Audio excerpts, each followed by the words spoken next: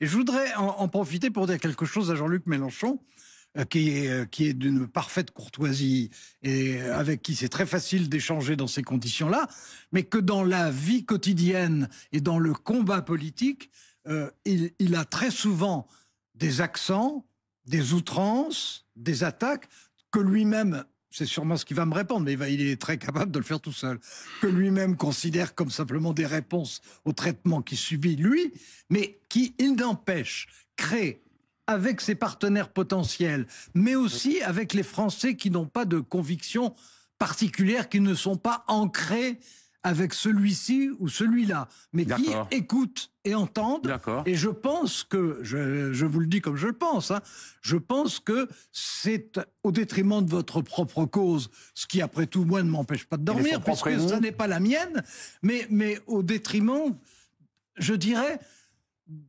de l'intérêt de ce que vous essayez de porter. Vous portez des idées, ce ne sont pas les miennes, vous les portez en y réfléchissant et en travaillant, ce qui n'est pas le cas de tout le monde, mais en les exprimant comme vous le faites, moins vos idées d'ailleurs, que les réponses aux critiques que vous subissez, mais aux critiques que vous provoquez ou aux critiques que vous exprimez sur les autres, vous créez un climat qui est un climat à votre détriment. De tension ? À votre détriment, mais également un climat de clivage supplémentaire. Vous êtes aussi un clivant. Oui.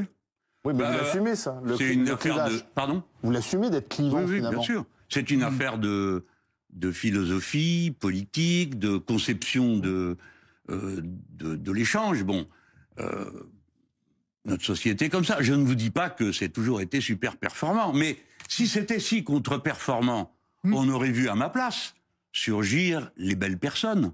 Madame Hidalgo à 1,67. Monsieur Jadot, si raisonnable, à peine 4. Ou bien Monsieur Roussel, si fréquentable, puisqu'il est sur tous les plateaux, 2%. Et c'est moi qui fais 22. Pourquoi ? Parce que les gens savent qu'un homme politique sans défaut, ça n'existe pas. Mais des hommes politiques sans conviction, il y en a plein. Donc ils préfèrent celui qui a des défauts et des convictions que ceux qui n'ont pas de défauts et aucune conviction. Voilà comment les choses se sont faites. C'est une question aussi de sincérité, c'est ce que vous dites, de sincérité. Bon, je plaide pour moi, quoi. Je fais ce que je peux. Parce qu'il y a quelque chose de terrifiant dans ce miroir. Je ne mets pas en cause votre bonne volonté. En plus, c'est... Pardon, monsieur Duhamel, là, je vais le dire aussi courtoisement que je peux aussi, là. C'est très typé socialement. Vous êtes un homme modéré parce que votre vie vous permet de l'être. Moi, je suis un homme, ce que je suis, parce que la vie m'y a conduit. Et elle m'y a conduit avec une certaine rudesse. Dont je retrouve aujourd'hui les traits. Je suis un des enfants perdus de la présence française dans le Maghreb, qui a vécu tout ça, plus le reste. Hein.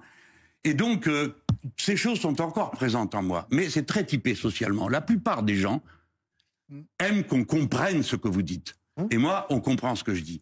Et nous avons fait le choix, fût-ce au prix du clivage, monsieur Truchot, de rendre les choses... Et après, les gens tranchent, choisissent.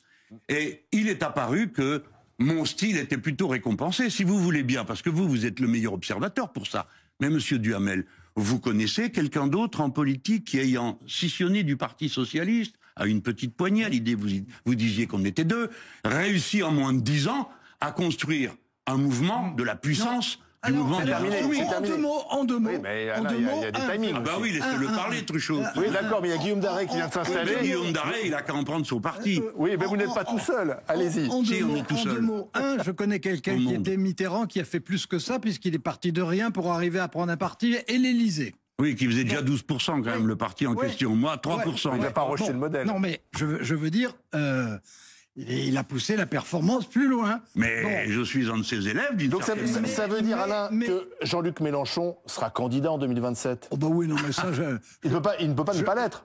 En tout cas, il fait et il dit tout ce qu'il peut pour que ce soit le cas, en fonction de ses convictions, qui ne sont pas les miennes, que je respecte. Il le répète à chaque... Mais n'ayez pas peur, personne ne va croire que vous êtes mélenchoniste. Donc ça veut dire Jean-Luc Mélenchon... Alors ça, je vous parie qu'après le débat, il y aura des gens pour dire « Ah ben, il est oui, quoi, et moi aussi, on va me dire « Tu t'es drôlement modéré, pourquoi tu ne l'as pas affronté ?» Et alors... Vous serez candidat... va tomber en catalepsie. Non, mais vous serez candidat en 2027, il n'y a pas de suspense. Tu vois comment c'est ? Oui, il ne voulait pas me croire, monsieur Duhamel. Je lui dis, vous comprenez, monsieur Duhamel, c'est insupportable.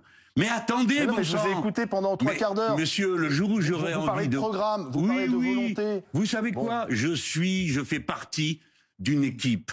Et on verra lucidement. On va bien se foutre de votre gueule avant. Parce qu'à toutes les émissions, vous allez me demander. Alors, on connaît la réponse déjà, de toute façon. Et si un jour, si vous la connaissez, pourquoi vous posez la question? Pas pour ceux qui nous écoutent. Mais ceux qui nous écoutent, pas forcément dans ce petit jeu politique. Les gens qui nous écoutent, ils sont plus malins que vous. Ils se disent, je veux pas le dire. Eh ben non, en effet, je veux pas dire ce que je vais faire parce que je ne sais pas. On n'a pas décidé. Merci Jean-Luc Mélenchon.